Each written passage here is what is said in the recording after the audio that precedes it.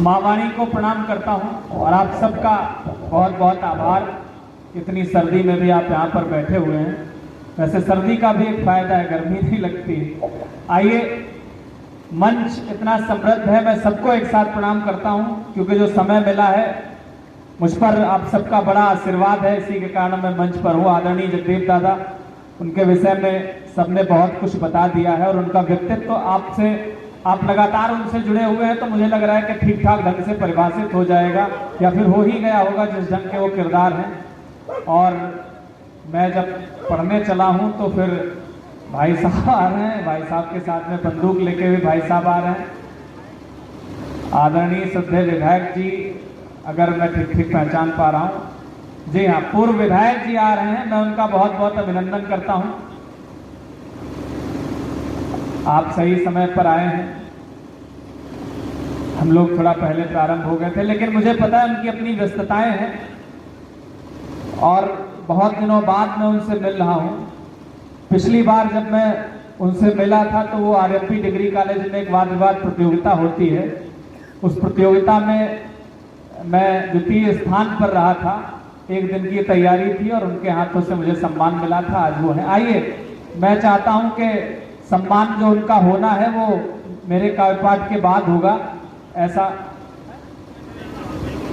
हाँ, आप सही समय पे आए, संचालक पढ़ने जा रहा है, अब इससे बेहतर क्या हो सकता है। आइए, मैं 4 पंक्तियां पढ़ता हूं कि माँ की गोद में जो सिर रखने को मिल जाए, स्वर्ग के भी सुख फिर मन को न भाते हैं। माँ से हमारी वंदना प्रारंभ हुई, माँ पर दिव्यांशी ने पढ़ा और माँ पर मैं नहीं पढ़ सकता। क्यों नहीं पढ़ सकता, पढ़ता हूं कि माँ की गोद में जो सिर रखने को मिल जाए, स्वर्ग के भी सुख फिर मन को न भाते हैं।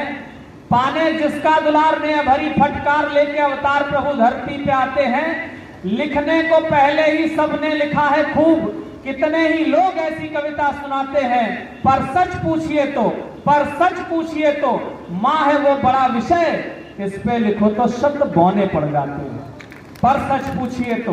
मंच पर भूतपूर्व युवाओं ने श्रृंगार पढ़ा।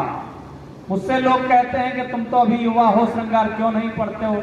मेरा मानना यह है कि प्रेम करने के लिए एक मानक किरदार भी होना चाहिए अर्पित भैया। अब जब वो ढूंढो तो मिलते ही नहीं है। प्रेम की हालत यह है कि जिसके संग में चलते चलते एक जमाना हो गया, आज वो ही शख्स कुछ इतना सयाना हो गया। मैंने पूछा बेरुखिए क्यों, तो उसने ये कहा अब नया ढूंढेंगे कोई, तो पुराना हो गया। तो ऐसे में मैं जो जवाब देता हूं उनको वो पढ़ता हूं कि जिसे खूबसूरती की कद्र करनी ना आए, भूल के भी उसको गुलाब कैसे सौंप दें। कि जिसे खूबसूरती की कद्र करनी ना आए, भूल के भी उसको गुलाब कैसे सौंप दें। सपनों से जिसका ना वास्ता रहा हो, उसे सुरमई अखियों का ख्वाब कैसे सौंप दें। अरे जोड़ तोड़ में ही रहा जिसको भरोसा, उसे जिंदगी का अपनी हिसाब कैसे सौंप दें। और 2.5 अक्षरों का अर्थ जिसे लगे व्यर्थ, उसे चाह के भी दिल की किताब कैसे सौंप दें। 2.5 अक्षरों का अर्थ। और प्रेम में बहुत वफा बेवफाई की बातें हमारी समझे नहीं आती हैं। अरे भाई, खुददारी जिंदा रखो, काहे आप लुलू लुलू कर रहे हो। हमारे साथ कुछ हो तो हम तो ये कहेंगे कि जो बेलिहाज हो उससे निबाह कौन करे। मिले जो फूल तो शूलों की चाह कौन करे। कि जो ये आपके मतलब का पढ़ रहा हूं, आप लोगों ने बहुत मन से सुना है। हम अपनी कंपनी की तरफ से आपका शुक्रिया अदा करते हैं। सुनना कि जो बेलिहाज हो उससे निबाह कौन करे। मिले जो फूल तो शूलों की चाह कौन करे। और हर एक बात पे नखरे बहाने 100 नाटक, कि हर एक बात पे नखरे बहाने 100 नाटक। तुम्हारे जैसी हसीना से ब्याह कौन करे। जाओ, हर एक बात पे नखरे बहाने 100 नाटक। अच्छा, मान लिया वो चली गई है तो फिर काहे रो रहे हो। कि किया उसने है जो तुम भी किनारा क्यों नहीं करते। और नहीं होता तो फिर यूं ही गुजारा क्यों नहीं करते। कि किया उसने है तो तुम भी किनारा क्यों नहीं करते। नहीं होता तो फिर यूं ही गुजारा क्यों नहीं करते। और मोहब्बत एक दफा अगर बेवफा निकली तो रोना क्या। कि मोहब्बत एक दफा अगर बेवफा निकली तो रोना क्या। किसी ने रोक रखा है, दोबारा क्यों नहीं करते। किसी ने रोक रखा है। आइए, मैं थोड़ा सा, ये तो ऐसे ही सब आप लोगों का मन चाहता था किसानों से जुड़ा हुआ आयोजन है। मैं 4 पंक्तियां किसानों के नाम पढ़ता हूं। बहुत बड़े बड़े वादे, बहुत बड़ी बड़ी बातें की जाती हैं, लेकिन किसान बेचारे खाली हाथ रह जाते हैं। तब मैं 4 पंक्तियां पढ़ता हूं कि शिकायत वे भले करते नहीं हैं हुक्मरानों से। जैसे आपने मेरी पहली पंक्तियां सुननी, आगे भी मुझे सुने कि शिकायत वे भले करते नहीं हैं हुक्मरानों से, मगर भरता नहीं है पेट रोटी के बयानों से। कि शिकायत वे भले करते नहीं हैं हुक्मरानों से, मगर भरता नहीं है पेट रोटी के बयानों से। और अभावों में गुजारा दर्द पीकर किस तरह होता, कि अभावों में गुजारा दर्द पीकर किस तरह होता। कभी फुर्सत मिले तो पूछना जाकर किसानों से, कि कभी फुर्सत मिले तो पूछना जाकर किसानों से। हम सब उस दहलीज पर खड़े हैं जहां पर एक बड़े उत्सव के बाद सरकार का पूरा खाका खींचा जाएगा। राम जी मंदिर में विराजने जा रहे हैं, ये अच्छी बात भी है और राजनीति इसका अपने ढंग से प्रयोग भी करेगी, सारी चीजें हैं। पर ये मैं मानता हूं कि हम सब सनातनी परंपरा के लोग हैं, हमारी चेतना उनके लिए समर्पित होनी चाहिए। आप किसी भी दल के हों, लेकिन राम के तो आप होते हैं। राम एक ऐसा किरदार है, राम को अपना आराध्य मत मानिए, इष्ट मत मानिए। अगर आप उनके कहानी के एक नायक पर मान लें, तब भी आप पाएंगे कि उन्होंने जीवन में बहुत सारे संदेश हमको दिए हैं। तंबू में राम रहे, बहुत सारे विवाद हुए। मैं बहुत छोटा सा कविता का नन्हा सा विद्यार्थी, तंबू में रहकर भी संदेश दे सकते हैं, बात कहने की कोशिश करता हूं। संदेश ठीक ठीक पहुंच जाए तो मंच सहित आपका आशीर्वाद पाना चाहता हूं। सुनना कि हो भले मुश्किल बड़ी, राम तंबू में रहे, मंदिर में आने वाले हैं। कि हो भले मुश्किल बड़ी, हर हाल में ही खुश रहो, मछलियों जो मिल गया उस ताल में ही खुश रहो। कि हो भले मुश्किल बड़ी, हर हाल में ही खुश रहो, मछलियों जो मिल गया उस ताल में ही खुश रहो। और है सिखाया राम ने तंबू में रहकर विश्व को, कि है सिखाया राम ने तंबू में रहकर विश्व को, छत न हो सर पर तो फिर तिरपाल में ही खुश रहो। कि है सिखाया राम ने। और आप लोग, मुझे पता है, बहुत मन से सुन रहे हैं। अगली 4 पंक्तियां मैं बहुत सलीके से कोस रहा हूं उन तमाम लोगों को जो लोग ये कहते हैं कि राम जी हैं, इनका प्रमाण दीजिए। ये चंद दिनों पहले के बयान, एक ताजा बयान स्टालिन ने दिया। सर्दी बहुत ज्यादा है, लेकिन मुझे पता है कि इतनी ज्यादा नहीं है कि आपकी चेतना राम के नाम पर आपके दोनों हाथ एक साथ में जोड़ पाए। मैं ऐसे तमाम लोगों को कोस रहा हूं। गाली देना कहूंगा तो कहीं ना कहीं मेरे लफ्जों के साथ बेईमानी हो जाएगी, क्योंकि कभी इन शब्दों का प्रयोग नहीं कर सकता। मैं जिस ढंग से कोस रहा हूं स्टालिन को, या फिर ऐसे तमाम लोग जो राम के होने का प्रमाण मांगते हैं, आपके स्वर में स्वर मिला दिया हो तो मुझे आशीर्वाद देना, तालियां बजाना। मैं ऐसे लोगों से कहना चाहता हूं कि सुर साधने की कला जानते नहीं असुर, सरगम छोड़िए आलाप का पता नहीं। कि सुर साधने की कला जानते नहीं असुर, सरगम छोड़िए आलाप का पता नहीं।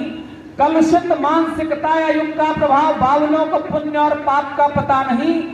कि वेद ग्रंथ शास्त्र उपनिषद पुराण श्लोक, के वेद ग्रंथ शास्त्र उपनिषद पुराण श्लोक यज्ञ यजमान मंत्र जाप का पता नहीं।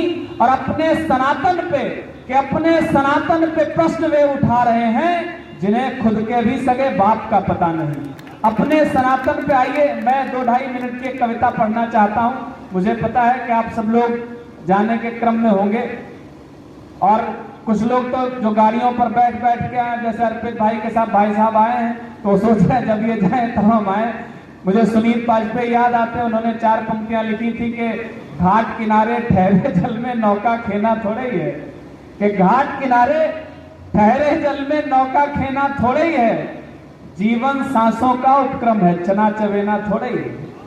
कि घाट किनारे, गोविंदा सुनना, के घाट किनारे ठहरे जल में नौका खेना थोड़े ही है, जीवन सांसों का उपक्रम है, चना चबेना थोड़े ही है। और अपनी इस बेरंग जिंदगी को हर रंग दिखाना था।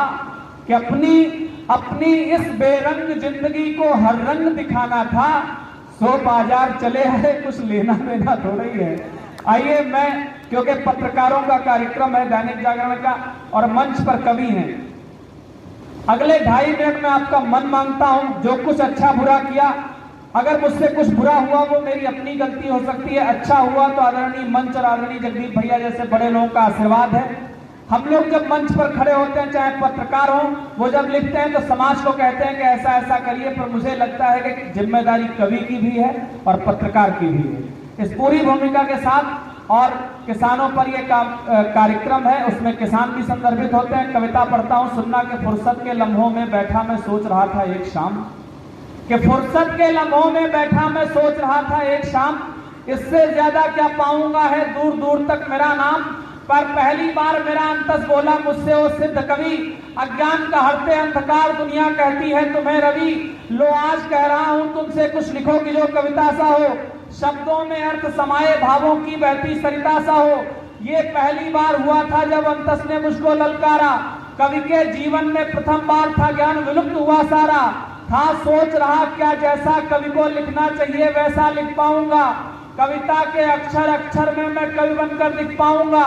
तब मैंने अंतस से पूछा बतलाओ लिखना है किस पर, कोई तो विषय मिले मुझको निज कलम चलाऊं मैं जिस पर। अंदर से ये उत्तर आया लंबा कद इतने पौने हैं, कि अंदर से ये उत्तर आया लंबा कद इतने बौने हो। मुझको ये ज्ञात नहीं था कि तुम दूध पी रहे छौने हो। अरे तुम खुद के लिए रहे लिखते शायद संसार नहीं देखा, कवि पर होता कर्तव्यों का है कितना भार नहीं देखा। आप लोगों ने तालियां बजाई है, मेरी कविता की भूमिका भर थी, आपने भूमिका संभाल ली। मैं आश्वस्त हो गया कि मेरी कविता सुनी जाएगी। मेरी कविता यहां से प्रारंभ होती है, मेरा मन मुझे विषय देता है, मैं आप तक पहुंचाता हूं कि कवि पर होता कर्तव्यों का है कितना भार नहीं देखा। अरे जो प्यास लिए मर गए लिखो उन सब अल्पायु नवासों पर, दुर्दिन में कफन न मिला जिन्हें उन सड़ती गलती लाशों पर। लिखना उन पर जो दुनिया में आए हैं पर हैं बदनसीब, ना एक निवाला मिला जिन्हें पर थाल रहा बेहद करीब। लिखना उन पर जिनका पूरा जीवन बीता फुटपाथों पर, जो खाते हैं अपने श्रम का लानत फेंके खैरातों पर। अरे उन बच्चों पर लिखो, अरे उन बच्चों पर लिखो कि जो बर्तन धोते हैं होटल में, जो जान न पाए क्या अंतर बिस्लेरी और गंगा जल में, कि जो जान न पाए क्या अंतर बिस्लेरी और गंगा जल में। परिणय बंधन में बनते ही पति खोया उन अबलाओं पर, सीमा पर अमर शहीद हुए रणवीरों की विधवाओं पर। माँ बाप जिन्होंने इकलौता बेटा सरहद पर वार दिया, खो गई बुढ़ापे की लाठी जीवन अपना अंधियार किया। क्या उनकी पीड़ा, उनका क्रंदन, उनका मन मंथन दिखा नहीं, या जानबूझकर इन सब पर अब तक तुमने कुछ लिखा नहीं, कि या जानबूझकर इन सब पर अब तक तुमने कुछ लिखा नहीं। राघव भैया सुनना के या जानबूझकर इन सब पर अब तक तुमने कुछ लिखा नहीं। बस ये ही नहीं और भी है जिनकी किस्मत में आए हैं, दिन में है दर्द भरे प्याले रातों में करुण कराहे हैं। अरे ओ कवि लिखो उस बेटी पर जिसने अनुपम व्रत साध लिए, बीमार पिता की औषधि को पांवों में घुंघरू बांध लिए। अरे लिखो उस बेबस औरत पर, कि लिखो उस बेबस औरत पर जिसने अपना मन बेच लिया। बच्चे भूखे ना सो जाएं बस इसीलिए तन बेच लिया। इस खूबसूरत शाम की अंतिम 6 पंक्तियां पढ़कर अपना पाठ समाप्त करता हूं।